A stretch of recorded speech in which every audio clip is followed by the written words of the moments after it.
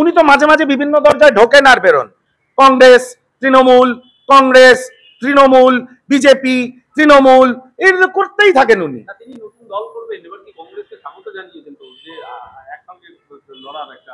নকুলদানার আবার cash memo হয় নাকি? কি বলেন আপনারা? তো নকুলদানার ক্যাশ মেমো, আমি নকুলদানা কিনলাম 5 টাকার, আমি যদি এখন দোকানদারকে বলি এটা ক্যাশ মেমো করে দাও, তা হয়? ওই হুমায়ুন কবিরের দল ওই রকম নকুলদানা। এই নকুলদানা টানাকে নিয়ে জাতীয় কংগ্রেস চিন্তিত নয়, সব জিতে যাবে। আবার বলেও তো দিয়েছে জিতবো জামাই আদরে দিদিমণি গ্রহণ করে নেবেন। তাহলে হুমায়ুন কবিরকে কে মার্কেটে ছেড়ে রেখেছে? One and only Mamata Bandyopadhyay, one and only Mamata Bandyopadhyay, যাতে ওইসব অঞ্চলে মেরুকরণটা আরো শক্তিশালী হয়, আরো শক্তিশালী যাতে হয়, সারা বাংলায় মেরুকরণটা আরো প্রস্ফুটিত হয়। এটা মমতা বন্দ্যোপাধ্যায়ের কাজ। মমতা বন্দ্যোপাধ্যায় আর নরেন্দ্র মোদী হচ্ছে মেরুকরণের রাজা এবং রানী।